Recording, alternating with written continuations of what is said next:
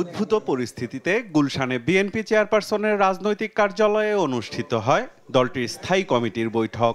Virtual মাধ্যমে বৈঠকে যুক্ত হন দলের ভারপ্রাপ্ত চেয়ারম্যান তারেক রহমান।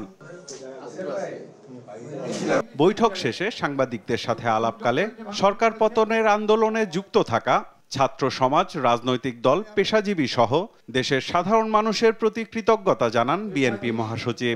সকলকে আন্তরিকভাবে ধন্যবাদ ও কৃতজ্ঞতা জানাচ্ছি। মির্জা ফখরুল ইসলাম আলমগীর বলেন, নতুন করে অর্জন করা স্বাধীনতা রক্ষায় প্রতিহিংসা প্রতিশোধ ভুলে সংযত হতে হবে সবাইকে। নৈরাজ্য সৃষ্টিকারীদের বিরুদ্ধে প্রতিরোধ করার আহ্বান জানান তিনি।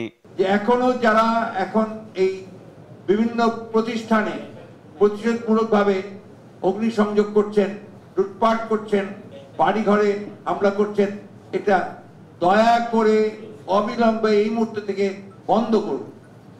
যারা এটা করছেন তারা কেউ এই আন্দোলনের শরিক, আন্দোলনের লোক নন। তারা সবাই কিন্তু আপনার যারা আন্দোলনের বিরোধিতা করেছে তারা এবং তাদের লোকেরাই করছে। তারা দেশবাসীর কাছে অনুরোধ জানাচ্ছি, সেই সঙ্গে আমাদের দলের সকল নেতা কর্মীদেরকে আমি অনুরোধ করব যে তারা এ ব্যাপারে অত্যন্ত দৃঢ়তার সঙ্গে এদের বিরুদ্ধে প্রতিরোধ করে তুলে সমস্তকে একটা ঠান্ডা অবস্থায় তৈরি নিয়ে আসা করার জন্য ব্যবস্থা করেন।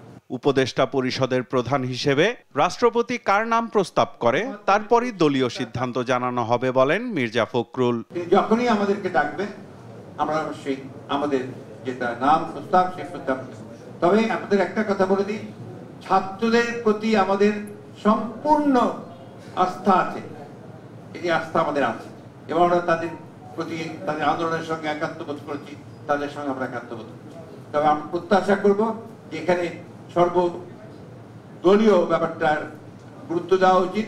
এখন আমরা রাহু মুক্ত হয়েছি, আমরা একটা ফ্যাসিবাদের যে মূল হোতা জনগণ তাকে সরিয়েছে, সে পালিয়ে গেছে, জনগণ তাকে বিতাড়িত করেছে।